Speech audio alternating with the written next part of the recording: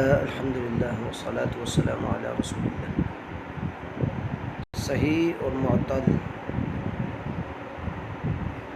یعنی اسم میں وہ اسم جس کے آخری حرف کی حرکات تبدیل ہوتی ہیں، اس کا آخری حرف کبھی صحیح ہوتا ہے اور کبھی معتل بھی ہو سکتا ہے۔ صحیح کا مطلب یہ ہے کہ اسم کا آخری حرف واو الف یا یا میں سے نہ، واو الف یا میں سے تینوں ورڈ میں سے نہ ہونا چاہیے۔ اگر ہوا تو وہ معتل کہلائے گا، اگر نہیں ہے واو الف یا میں سے کوئی اور لفظ ہے اس کے علاوہ دیگر تو وہ صحیح کہلائے گا، جیسا کہ اس کی تعریف میں بتایا گیا۔ اب اس کا حکم کیا ہے؟ صحیح جس کے آخر میں حروف علت نہ ہو، اس کے علاوہ کوئی اور بھی لفظ ہو، جیسے الکتاب آخر میں با آ گیا، میم آ گیا، اسی طرح اگر واو الف یا آ گیا تو وہ معتل بن جائے گا، صحیح نہیں رہے گا آخری حرف۔ اب اگر واو الف یا آ گیا تو اس کے معاملات الگ ہوں گے، لیکن صحیح جب ہوگا، جب اس کے آخری حرف میں واو الف یا کے علاوہ کوئی ہوں گے تو اس کے حرکات ظاہری آئیں گی، یعنی زبر زیر پیش اس کا ظاہری ہوگا۔ اور اسی طرح بعض اوقات ایسا ہوتا ہے کہ آخری حرف کے اوپر، یعنی آخری حرف حروف علت میں سے ہوتا ہے لیکن اس سے پہلے ساکن ہوتا ہے، تو یہ ایک طرح کا صحیح کے ہی معنی میں استعمال کیا جاتا ہے، جس کو جاری مجرى صحیح کہا جاتا ہے۔ یہ بہت ہی کم مثالیں ہیں، ایک درمیان میں ملاحظہ کے طور پہ انہوں نے بتایا، یہ بہت ہی کم ہیں، کچھ الفاظ گنے چنے۔ تو مین جو قاعدہ ہے وہ یہی ہے کہ آخری حرف کو دیکھا جائے گا کہ اگر وہ صحیح ہے، یعنی الف واو یا میں سے نہیں ہے تو اس پہ الف زبر زیر پیش آئے گی، اور اگر نہیں ہے تو اس کے احکام ہم آگے دیکھتے ہیں۔ معتل جس کے آخر میں الف واو یا آ جائے۔ اب آخر میں اگر الف آ گیا، آخر میں الف آ گیا، اس کو الف مکسورہ کہا جاتا ہے، تو وہ اسم مکسور کہلائے گا، جیسے کہ یہ پہلے آیا ہے۔ وہ اسم جس کے آخر میں الف مکسورہ یا لازمہ آ جائے، یعنی یہ الف جو ہے یہ الف مکسورہ کہلاتا ہے، جیسے کہ موسیٰ، عیسیٰ۔ اس کی تینوں حالتوں میں، یعنی پیش کی حالت میں، زبر کی حالت میں یا زیر کی حالت میں، جیسا کہ اس میں دیکھیں جاء موسیٰ، اس میں موسیٰ فاعل ہے پیش کی حالت میں، رأیت موسیٰ اس میں مفعول بہ کی حالت میں ہے، زبر ہونی چاہیے تھی لیکن پھر بھی نہیں آئی۔ مررت بموسیٰ اس میں یہ زیر کی حالت میں ہے، اس پر زیر آنی چاہیے تھی لیکن نہیں آئی۔ تو یہ اس سے یہ پتہ چلا کہ اس میں مکسور جس کا آخری حرف الف مکسورہ ہو، ایسے موسیٰ والا الف ہو، تو وہ تینوں حالتوں میں، پیش، زبر اور زیر کی حالتوں میں وہ ظاہر نہیں ہوتا، تقدیری یعنی چھپا ہوا ہوتا ہے۔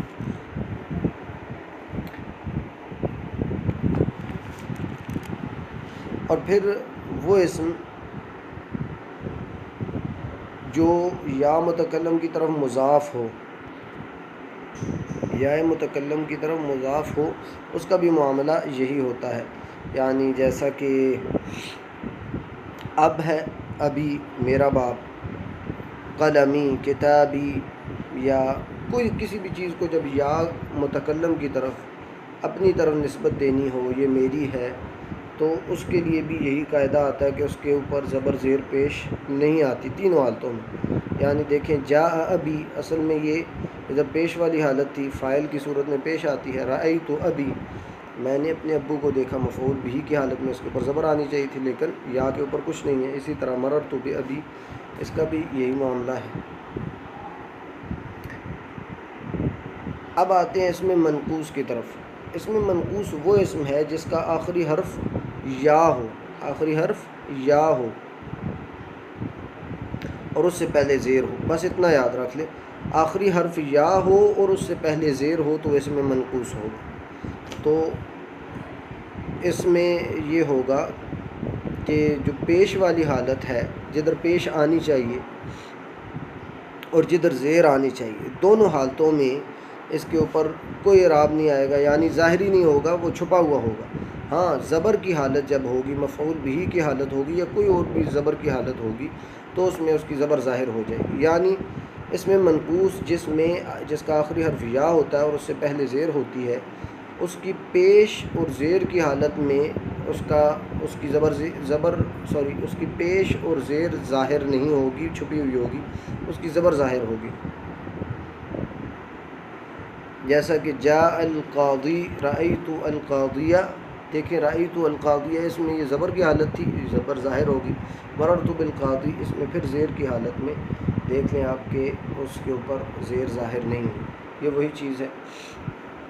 اچھا، پھر یہ اس میں منقوص ایسی چیز ہے جس کے آخری حرف میں یا آئے اور یا سے پہلے زیر ہو.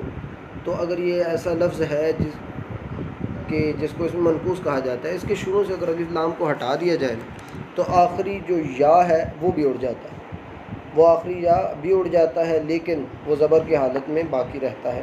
یہ ایک قاعدہ ہے، اس کو مطلب آپ ذہن میں رکھ سکتے ہیں کہ اس میں منقوص اگر اس کے شروع میں الف لام ہٹ جائے تو اس کا آخری کا یا جو ہے وہ بھی اڑ جاتا ہے. جیسے قاضٍ بن جاتا ہے، القاضی تھا، ال بھی اڑ گیا، اگر ال اڑائیں گے تو آخری کا یا بھی اڑ جائے گا، جاء قاضٍ ہو جائے گا. پھر جو اس کی جگہ رہے گا وہ کیا رہے گا کہ ضاد کے نیچے تنوین آئے گی، یا اڑ جائے گی اس کی جگہ.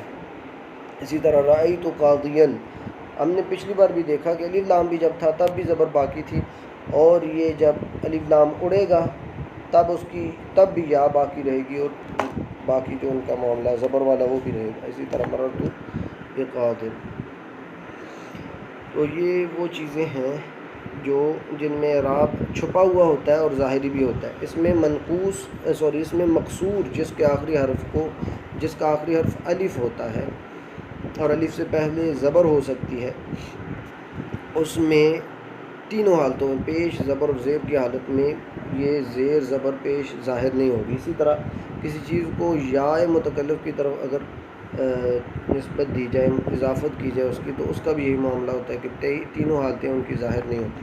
لیکن یہ اس میں منقوص جو آخری حرف یا ہوتا ہے جس کا اور اس سے پہلے زیر ہوتی ہے، اس کی زبر ظاہر ہو جاتی ہے لیکن پیش اور زیر نہیں ظاہر ہوتی. اس کے سوالات کو آپ دیکھ لیں اور اس کا جواب آپ جو ہم نے اس چیپٹر میں پڑھا ہے اس کے مطابق آپ اس کے جوابات دے سکتے ہیں.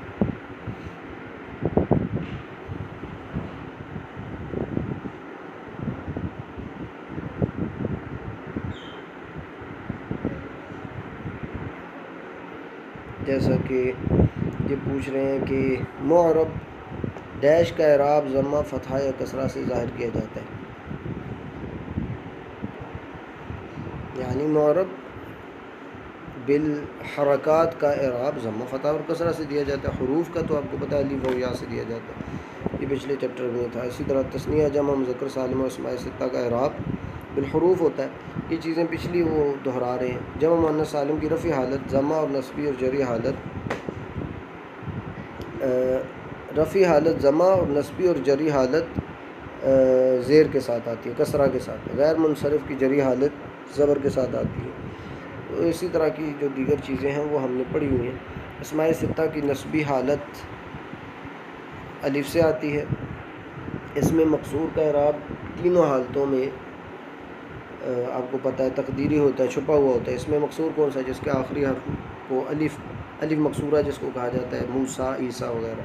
تو تینوں حالتوں میں وہ تقدیری رہتا ہے، چھپا ہوا رہتا ہے، ظاہر نہیں ہوتا. اس میں منقوص کا اعراب نصبی حالت میں ظاہر ہو جاتا ہے، لفظی کہہ سکتے ہیں آپ، لفظ میں آ جاتا ہے، زبر اوپر آ جاتی ہے ظاہر. اسی طرح یہ ٹک کراس کے آپ نشان لگا سکتے ہیں. پھر کہہ رہے ہیں کہ منزل کلمات کو کتار با میں مناسب جگہ پر لگائیں. اس میں مفرد منصرف اور جمع مکسر منصرف، غیر منصرف، اس میں منقوص، اس میں مقصور، جمع مؤنث سالم.